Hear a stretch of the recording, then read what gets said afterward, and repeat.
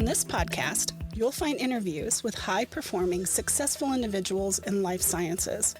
On a weekly basis, we cover their proven methods, principles, strategies, and mindsets to implement new technologies that scale to meet the needs of people in our world.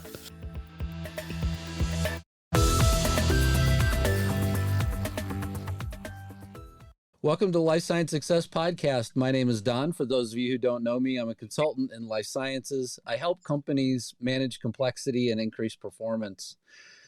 One of the things I just wanted to cover really quickly is that I've created an organizational maturity assessment that will help organizations really assess their readiness to scale.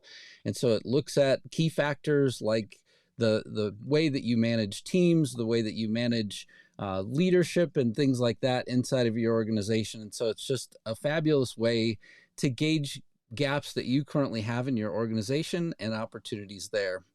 Additionally, I mentioned on an earlier episode of the podcast, we're currently looking for 2 sponsors. I have 4 slots total, have filled 2 of those slots and currently are looking for the final 2 sponsors. If you're interested in being a podcast sponsor for me, please reach out. Lastly, with that, in this episode of the Life Science Success Podcast, my guest is Lisa Tamati. Lisa is a keynote speaker and MC facilitator, corporate wellness coach. She works with organizations to inspire and motivate their teams to take incredible challenges. She also helps build mental resilience and a mindset for growth and leadership. So with that, welcome, Lisa. Fantastic to be here on your wonderful show. Thank you so much for the honor. It's great to be here. Yeah, thanks so much. So I just wanted to just quickly note for our listeners, I mean, oftentimes I'm interviewing CEOs and leaders inside of life sciences, right? And so this episode is going to be a little bit different, from some of our other episodes. Lisa's someone that I'd really like to encourage the audience to check out because she's an ultra marathon. And she's also going to talk to us today about managing stress and building resilience. Those things pertain, I think, to everybody in the audience. So for sure, those things will be keys as well. So Lisa, will you just start by telling the listeners a little bit about yourself? Yeah, great. I'm from New Zealand, so that's why the funny accent. And I have, a history as being a professional ultra endurance athlete. So that means I did crazy long distances. So I spent 25 years sort of competing in the world's toughest endurance events, racing plus places like Sahara and Death Valley, actually in the USA, one of my favorite races, and pushing the limits of human endurance, if you like. The funny thing, though, is that I have absolutely no talent as a runner. So an asthmatic, I broke my back when I was 21. Oh, my. I wasn't meant to be doing this type of thing, and I did it anyway. So I'm very much a bit of a head through the wall person. Had lots of adventures doing those sort of ultra marathons and over 140 ultras. Everywhere from the Sahara to the Arabian Desert, Libyan, Niger, Jordan, Gobi Desert, China, Death Valley, obviously a couple of times, different parts of the outback of Australia, Nepalese and Indian Himalayas. And at one point I ran right through New Zealand, my country, for charity, doing what I did, 2,250 Ks. What's that in miles? I don't know, 1,900 miles or something. And that, in 42 days. So that nearly bloody killed me. But lots of adventures and lots of learnings along this process. And I've always been an entrepreneur, so for better or worse, I must say. I've been, what I like to say is I'm unemployable, so I had to employ myself, sort of thing. I've had lots of adventures and lots of different businesses and things along the way. And goodness knows I could have done with your consulting. Scaling businesses is bloody hard. Yeah. Yeah, it's a fight. It's a fight for entrepreneurs, right? I mean, it's not something we all set out to do, and then all of a sudden you go, well, look, I was successful, with it being just me or me plus, a handful of people, and it's a game changer whenever you want to go to 20 people or more. It's a tough thing to do. Tough. Yeah, it's tough to be able to scale, and you sort of, you're wearing so many hats as an entrepreneur, especially at the start out, stages. and you're trying to build a team, and you're not born on this earth with all this knowledge that you know how to do all this stuff. You sort of learn along the way, make mistakes, and reinvent the wheel 1,000 times. I know I have. One of my biggest problems in business is focus, like staying the course for the one thing that I'm meant to be doing. And so I always have to surround myself with people that say, stop chasing shiny objects, because that's one of my problems. That's funny. What's the longest distance that you ever ran? So apart from the run through New Zealand, which was obviously over consecutive days, but so 333 at a time, kilometers, not miles, so a little bit shorter. A lot of the races are around the 200, 220, that sort of thing. And some of the races are on roads, and you have crews and you have people looking after your every need. And then other times you're running across a desert with a backpack and there's nobody and there's nothing, and you've got to get yourself alive to the other end, sort of thing, with a couple of checkpoints in between. So yeah, there's lots of different types of races and lots of different sort of challenges that you're faced with along the way. Yeah. So why don't we start with one of your the number of marathons that you ran overall as well. Yeah, so 140 ultras. I don't know how many marathons. I didn't add them up, but and typically in training you were doing marathons every week. So over 70,000 kilometers in that sort of time. But as an ultra marathon runner, it's just like a business. You're very you're slow and steady. Like you're not Usain Bolt doing 100-meter sprint. You're out there for the long haul. You have lots of obstacles that you have to overcome. You have to manage yourself. You have to have a lot of self-discipline, and you have to sort of understand the process and believe in the process. And these are sorts of things that I like to have discussions around, because you can learn a lot from extreme sport that is really applicable into business. So especially when it comes to the mindset, the mental toughness, the overcoming of obstacles, the preparation and planning, the teamwork that goes into it, the risk mitigation, all of those sort of aspects that can really help you when you're out, running across the Sahara, can also help you when you're trying to navigate the business world, if that makes sense. Because yeah, it's a different arena, but it's the same sorts of principles. And it's, how long can you hang in there without seeing progress? How long can you go? Like I do a lot of health optimization coaching as part of my business, and genetic testing and things. And one of the biggest challenges I have is not giving people the information and the results of their testing and what they should be doing. It's the behavioral change, and it's the getting them to continue long enough to see results. Mm-hmm. And I have a bit of a story, if you don't mind me sharing. Sure. So 8 years ago, my mum, who has always been my biggest supporter and, always in my corner, she had a massive aneurysm and was left with massive brain damage, and they didn't think she was going to survive. But the surgeons did a wonderful job and saved her life, and she was in and out of a coma for a number of weeks and lost more and more of her brain over that time. When she stabilized and came out of that, she was 74 years old and had massive brain damage. So unable to sit, talk, didn't know who she was. She was basically like a baby in an adult's body. And at that point, the doctors sort of said to me after a couple of months in rehab, look, there's just nothing we can do. And the damage is so bad, put her in an institution and, get ready for the worst. She's not going to be with us much longer. And being an ultra marathoner, I'm very bloody stubborn. And so I've always been told, like, oh, what you do is impossible. You can't run across here. You can't do this. You're not good enough. Whatever the case may be. So I never listen to the people who tell me I can't do something. And I go and search for people who tell me, oh, yes, you can. And here's what you got to do next, you see. So I started, just like I do with ultras, the same sort of tenacity and approach and determination I brought to her rehabilitation. And I started diving into the science and diving into the literature and working out ways to help people with brain injuries, and studied everything from hyperbaric oxygen therapy through, which was massively powerful, by the way, for her, through to, things like the keto diet and functional genomics and functional neurology and, you name it, I studied it basically. And it took me 2.5 years to get her from being, like this baby, unable to do anything, to interact, to remember who we are, to having a full driver's license, going to the gym 5 days a week and sort of walking 3 or 4 kilometers a day. Wow. And having a full life back. And I've actually written a book about it. If anyone's keen, there's the book. And that's my beautiful mum on the cover there. Her name's Isabel. And it's a story about overcoming the odds. So it's called Relentless for a reason.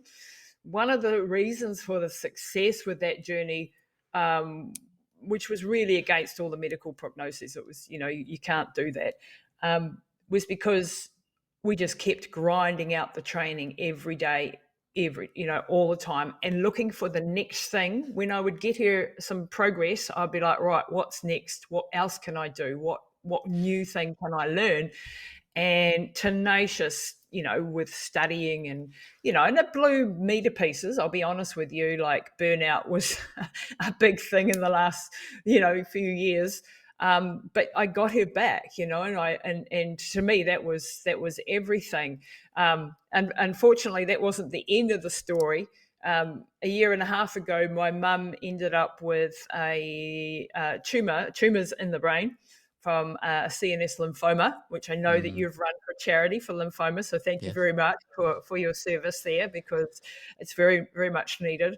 And we were given the prognosis that, she, in this case, was terminally ill. There was nothing they could do, absolutely nothing, at 81 years old, and that she only had weeks to live because it was a very aggressive, fast-growing cancer.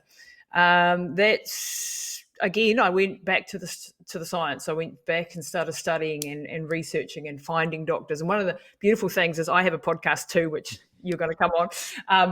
I go and get the greatest doctors and scientists in the world and share their information. And so in this case, I went and got a whole lot of researchers in cancer on my show, selfishly. And we did the metabolic approach to cancer, which was a combination of things like hyperbaric oxygen, intravenous vitamin C, natural health supplements, like she takes over 150 pills a day, peptides, you name it, I basically did it. Very strict keto diet. Took us 12 weeks to get rid of the tumors, and we're now a year and a half into that journey, and she's cancer-free. You never want to say that you've beaten cancer, because cancer can be a nasty thing that can change. It's like a shape-shifting thing that can come back to bite you in the butt. But we stay one step ahead of her. And I think that the key, once again, for her coming, because at that time when she had the brain tumors and the brain surgery, I lost her again. Like the brain damage was again massive. Wow. And I brought her back again to normal. And she's actually sitting over in the lounge over there doing some artwork as we speak, waiting for me. And so she's healthy and independent again and happy again. And I think one of the keys to that story is also the fact that we just keep going, and we're a great team.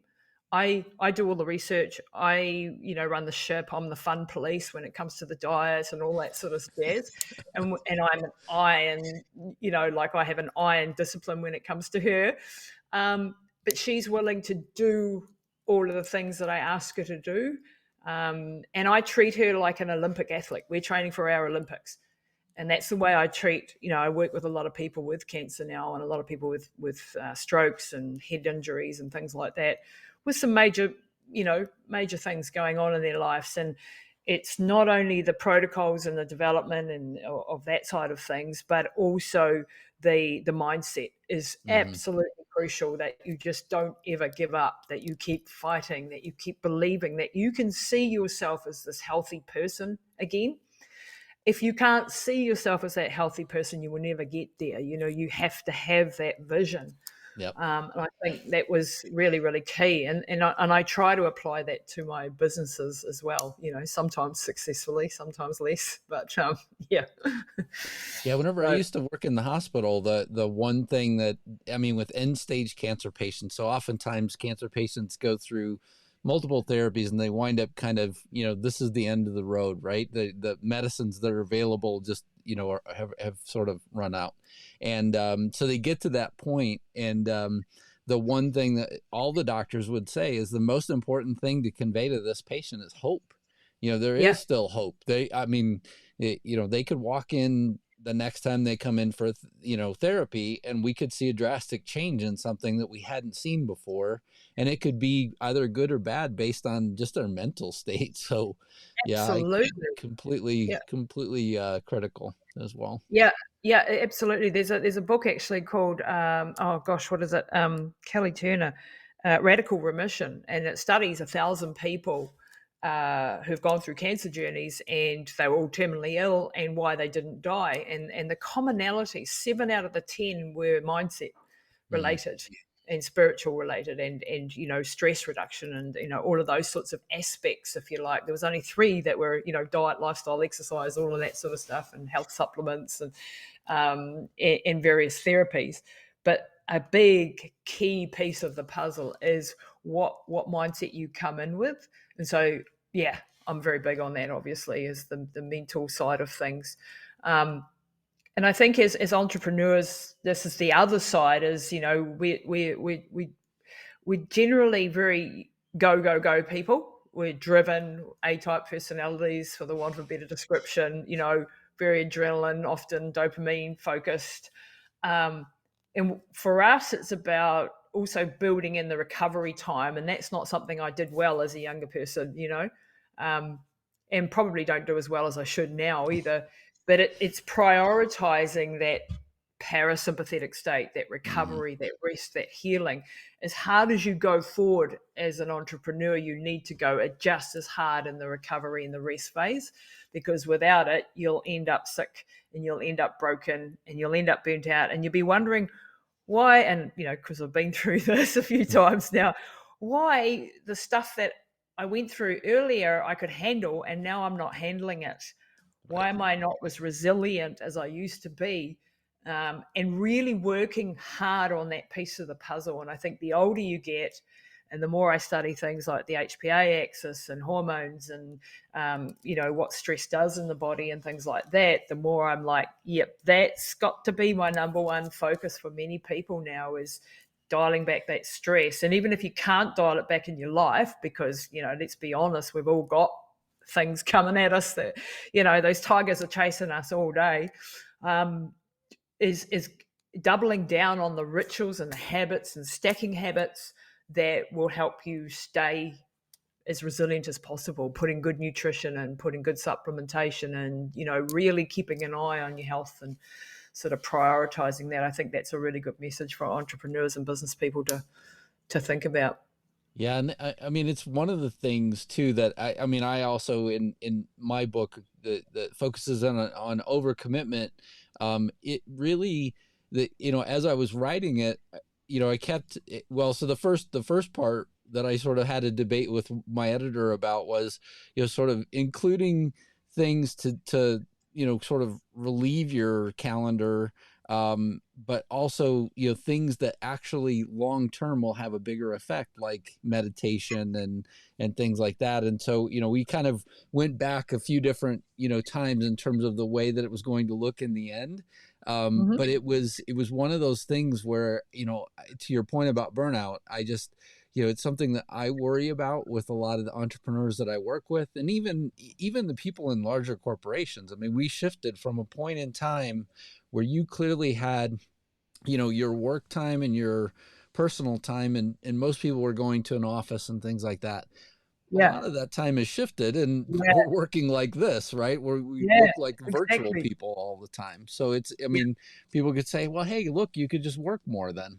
Well, no, we still need exactly. And breaks. that's what happens, of course. Like, where is the off switch? And this is something you know, I really struggle with too. It's 7 days a week, 24 hours a day if you're not careful, because you're either being sucked into some messages, inbox, emails, things that you've deadlines. It is really hard. And even like, us working in different time zones and trying to coordinate those time zones. And that can mean that, one of us is in the middle of the night doing a podcast or whatever.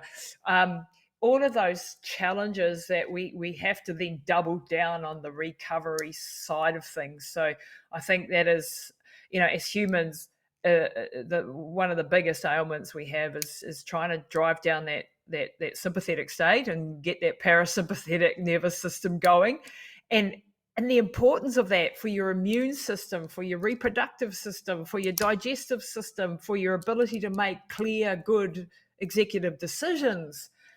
That's where we underestimate what stress is doing. Like it is taking away the ability to do all of that. So it's not being selfish to take time out and stare at the ocean or cuddle the dog or the cat, or it's not being selfish, and it's not wasting time. With some of the people that I work with, I can't afford that time. I've got to go. And I'm like, actually, you need to double down on that stuff. There's that meme that goes around on the internet all the time of the little monk who's sitting there, meditate for 20 minutes a day, unless you're really, really stressed out, then meditate for an hour or something, to that effect. Yeah. And it's true. And it doesn't have to be a sitting meditation per se. I don't think there's different ways that we all do relax and recover, but it's focusing in on that piece is important.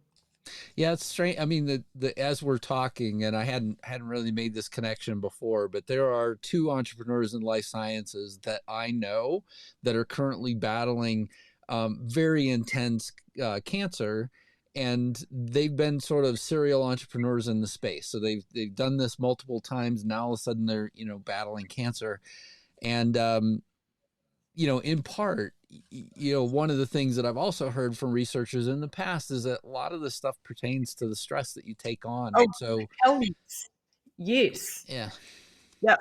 Exactly. I mean, cancer is one of those things that we want to be more on the preventative side, right? And, I've just released a book called, the door's gone and opened behind me. Sorry about that, guys. The wind. Wow. New Zealand breeze. Yeah, there's a ghost at the door. So yeah, where was I? Like prevention is absolutely key, and that means keeping an eye on things like looking at your blood, tests and seeing what your immune system, what your blood cells, white blood cells are doing, and then keeping an eye on those things, because that is the first step towards seeing if something's going to go awry, and there are other tests and things that we can do and so on. But it's really, really important, I think, that we understand that stress can lead to things like cancer, heart disease, all of the big killers, really.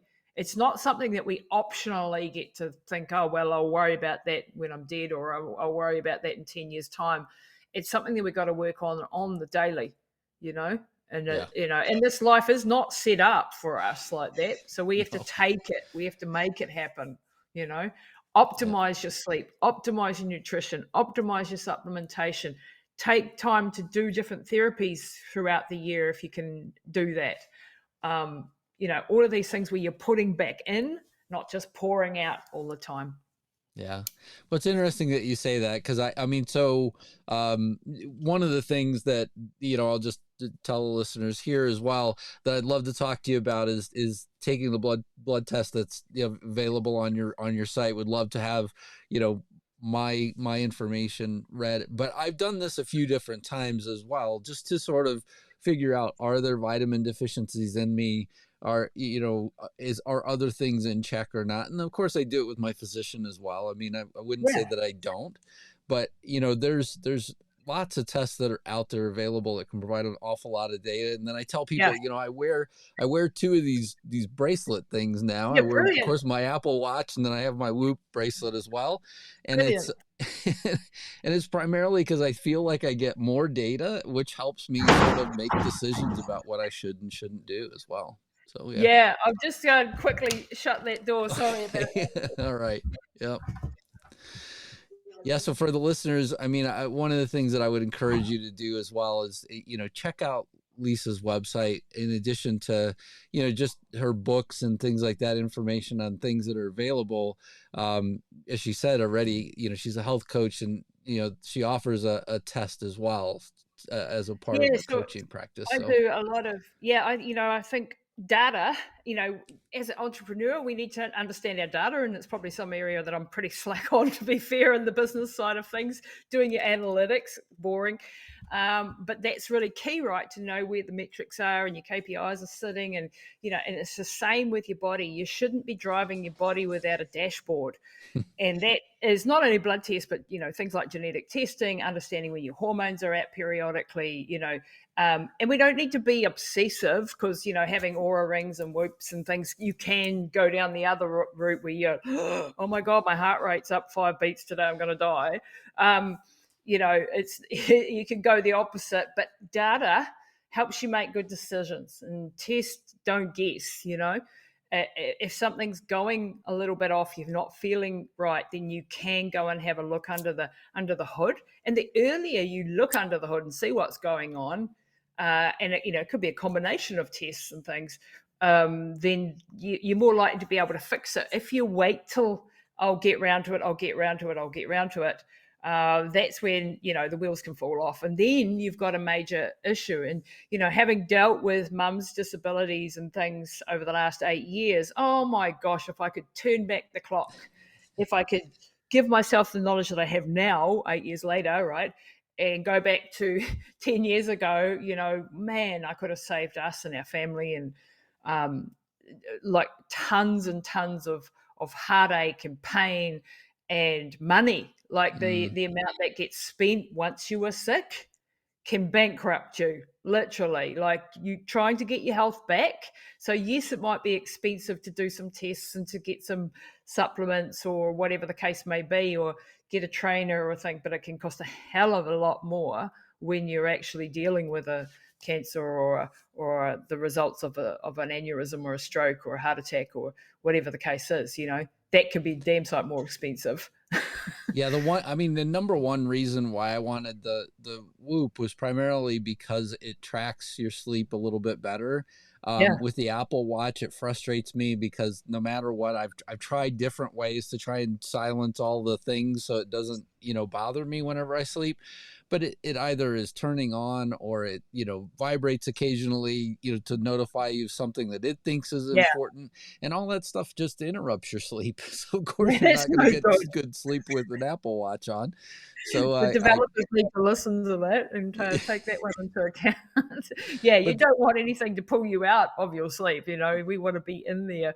Right. Actually, and sleep, I think, Don, is one of those key areas. Before, if I had to prioritize what I'd be working on first, would be sleep optimization. And people often think, well, I just sleep poorly and I always have done, and therefore there is nothing I can do. And then I see they're having 5 cups of coffee and drinking alcohol at night and having a cheesecake at 10 o'clock. Well, you're not going to sleep well. So there may be things that we can put in a sleep routine that can really help optimize your sleep, and really work on that piece, because it is the biggest leverage point. Before your diet, before your exercise, comes sleep. And I think the second most important area to understand and dial in, and depending on who you are and where you are in your life cycle, but hormones are just absolute for men and for women, not just for women. Often we forget about men and hormones. We need to have our hormones assessed and understand what we're doing with our hormones, how are we detoxing them, how is our liver health, how's all that sort of process going on. But if I tell you to go to the gym, eat better, but your hormones are out, you're not going to be able to go to the gym and work out. Right. And you're going to have massive cravings, so you're not going to be able to stick to your diet, right? But if I can dial in your hormones first and dial in your sleep, then when you go to the gym, you're going to work out better, and you're going to have an easier time following a nutrition regime, because you're not going to have the massive cravings and the swings in sugar and stuff that come when things like your hormones are out or your sleep is out. So it's all very well and good for us to go, oh, you just eat better and exercise more, sometimes it's actually dialing back the exercise. For someone like me, I over-exercised for decades. I did damage to my body through inflammation, through too much oxidative stress. So there is such a thing as over-exercising, and there is such a thing as doing the right exercise for your particular genetic makeup is also another key important factor that, understanding where your genes sit and what type of exercise and what time of the day. Your circadian rhythms are really important. So, Yes. Are you someone who should be working out in the morning or someone who should be working out in the afternoon? You're going to get the best bang for your buck then. All of that nuances we have available now. We didn't used to have that info, and it's fabulous. Right. Yeah. We can shortcut. Yeah. So I'd like to cover one last thing before we get to the last three questions. Time is just flying by on us. So whenever you think about team performance, so just to kind of, again, share with the audience a little bit about myself, right? So there have been many, many times in my career where I feel like I've had people tell me, hey, look, you should do this or that. And because of not sort of seeing that in myself, then having a more limited belief about the things that I can or can't do, one of the things, if anybody knows me very well, doing this podcast, especially on video, was very difficult for me in the very beginning. It's become easier, but it's only through practice and just listening to people around me saying, I wish you would share, this or that. And so those limiting beliefs are really tough. And it's something that I know that you keynote speak on as well. So I thought I'd open up the floor, to you to just, talk to us a little bit about, sort of any of the work that you've done there.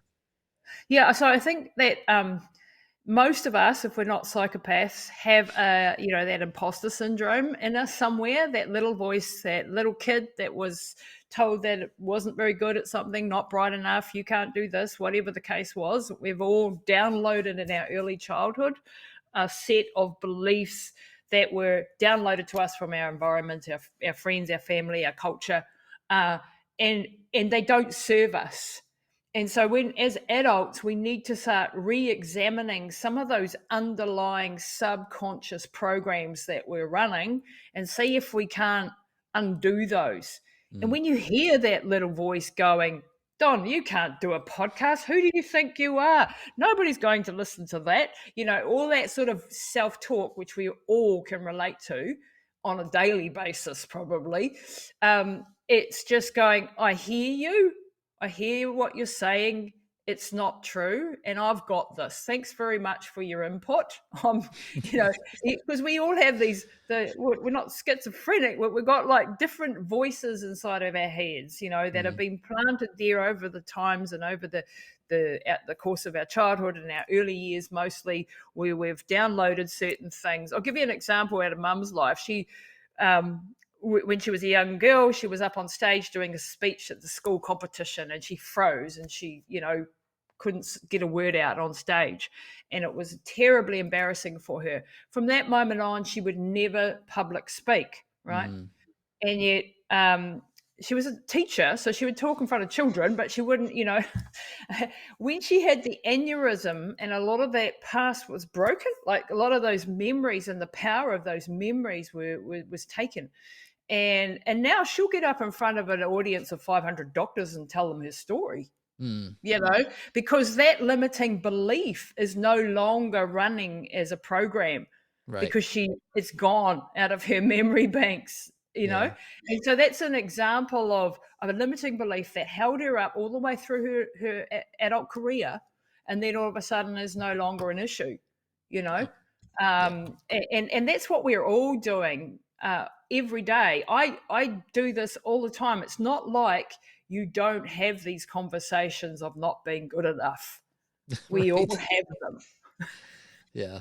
It's just going, okay, I hear you. I'm doing it anyway. I'm ignoring you, Yeah. And I mean, and it's the same thing that I think it's called the crab cage or something like that, where, other people around you also will try to hold you down as well to Oh try and yeah. help you, because they could see that this could be a point of pain for you as well.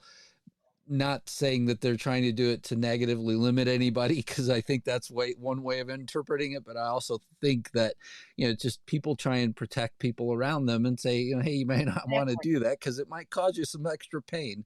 But at the same Yes. time, then you're not out there sharing, you're not sort of contributing to the world. And so that's, for me, this is a way to teach and share with the world, kind of other people's stories, hopefully. So. Oh, I totally agree. And often your family and friends in the closest circle are the ones that will limit you the most.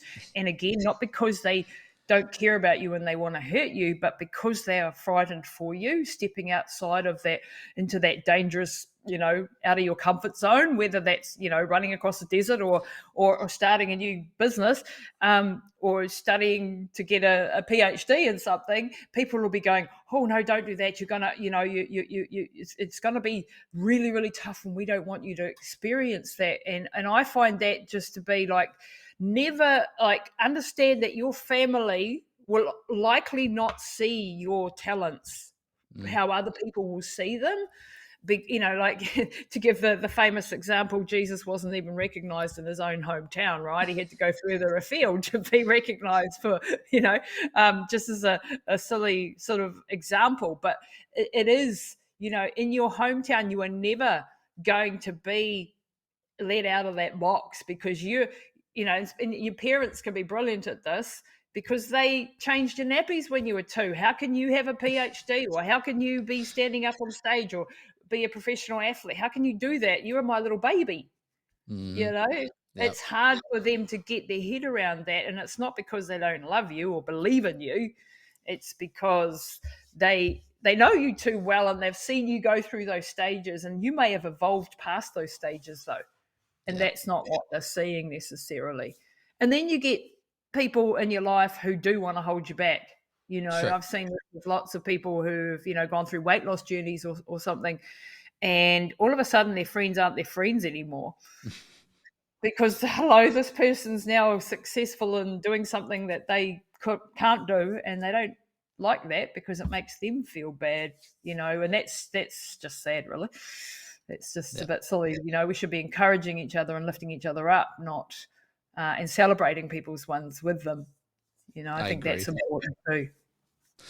So, Lisa, there are 3 questions I like to ask every guest. What inspires you?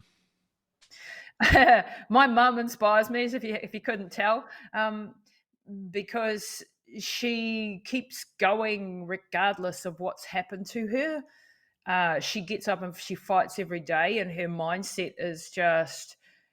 I put her through the ringer as far as training and strictness and stuff like that, and she never. Well, occasionally she'll bite back, but not very often. And 2.5 years ago, we lost my precious dad, who was sort of the rock of our world for both of us, in some pretty hard circumstances. And yeah, it was rough times. And she just carries on and honors his memory, but is still going. Whereas I don't, like I've struggled a lot more with that grief process and that whole thing. Not that she's not struggling, but she's just able to, like, this is what's happened. I have to deal with it. I have to keep moving forward, and loving him and being grateful for everything that he was and represented, rather than falling into the abyss, which I did for a while. Yeah. Of what's the point of life questions, and it's hard. And I am inspired by that, and it keeps me going, because as long as she can fight, I'll fight. So yeah, she's someone that inspires me immensely. Thank you Yeah. for sharing that. I appreciate it. And yeah, it's great to have inspirational parents for sure in our lives, or family members that you can kind of look at and go, yeah, I just got to keep plodding forward, because they are. Because as they well. are, So, they're phenomenal. If they can keep going, I can keep going, yeah, type of thing. absolutely. And what concerns you? Um, the state of the world.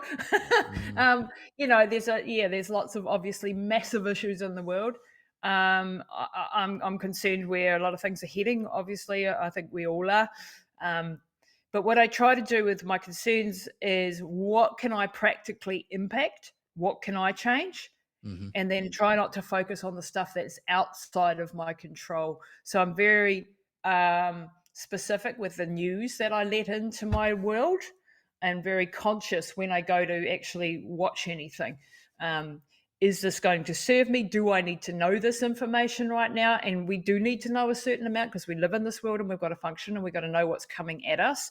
But at the same time, to be completely bombarded with negativity every day, all the time, just gets our amygdala going and gets our fight or flight response going, and that exacerbates that stress response, right? And so we know from earlier conversations, we're trying to lower those stress levels. So being mindful of what information I let into my world, and then focusing, if I do look at something and it starts to scare me, and then I come back to, okay, what can I practically impact now in my world, and who can I help in my Yes. world, and focusing on those things.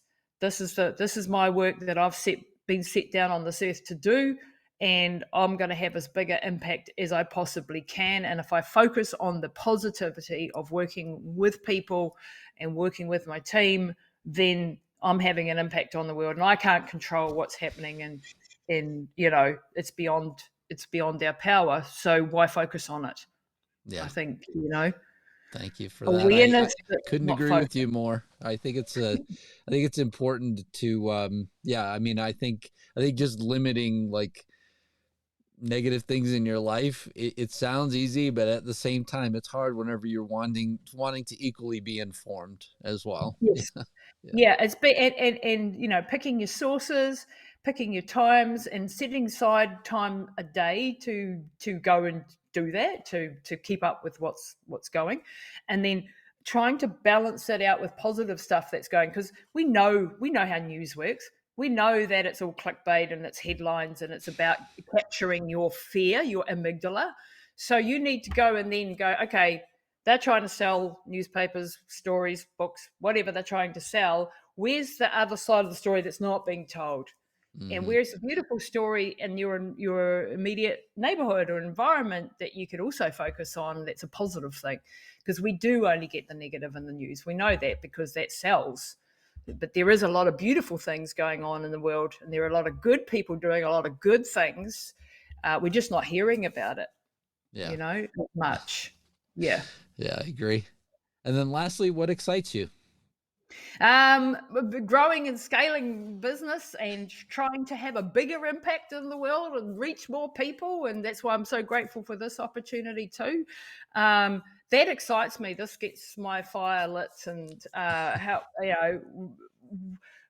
trying to, I'm focused on helping people be the CEO of their own health, helping people be in that preventative space, helping people understand a little bit and educate them around how their body works and what they should be learning, and putting them in connection with the great doctors and great scientists and great research and things like that, and using the latest in technological advances and testing. And so impacting as many people I can on a bigger scale is my goal. And as you know, that's a big challenge, scaling a business and trying to grow it. So I could definitely learn from you in your book. I love that. I love that example of being the CEO of your health. That is such an important thing to, as well. Absolutely, because it's gone are the days where you gave up all your power to your local medical practitioner, one person, and they told you everything that you should do. For starters, that person is usually overwhelmed with 1,000 other people. It's better to have a team approach, and to have a board of directors, so to speak, that can input a team of people around you. So if I'm working with someone, for example, with cancer or head injuries or whatever, we often have a team, resources willing, and all of that sort of aspect, but a team of people with differing specialties and differing expertises and differing opinions sometimes. And I bring that information in, and then I help the person be the CEO of that information, and trying to gauge what do we do next and which protocols do we follow, and what therapies do we put in, and how do we triage that, and so on and so forth. And I think there's a real big need for that in the world, helping people navigate rather than just one person, one doctor, and getting all your input from that one place, especially when that's negative input. Like mum a year and a half ago told by 5 different doctors, you're terminally ill, you've got weeks to live, there is nothing we can do. And they couldn't be further from the truth. Wow. And she has a team of 15 doctors on her team, and that's extreme, and I'm extreme. You don't have to go to that length, but hey, she's still here, and she's still doing really, really well. And it's taken a lot, and you don't have to go to that extreme, and hopefully you don't face something as drastic as that, but that team approach is, for me, gold. Yeah.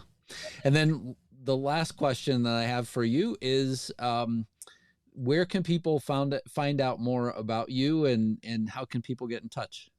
Yeah, thanks, Don. LisaTamati.com is my website. So Tamati is Tamati.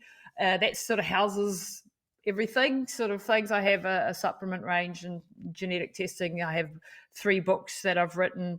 And I've just released a book called What Your Oncologist Isn't Telling You, which is an ebook with an interview series with a whole lot of scientists. So that's probably the best place, or on Instagram at Lisa Tamati. And I have a podcast that Don's going to come on shortly called Pushing the Limits. And that's a real passion project, and I love it. And I've been doing it for 8 years. So yeah, check out Pushing the Limits. I'd really appreciate that. Very good. Well, Lisa, thank you so much for being a guest on the Life Science Success Podcast. I greatly appreciate you being here. Yeah, I appreciate the work you're doing, and I can definitely learn a lot from you. So I'm looking forward to hosting you in the reverse. Thanks a lot.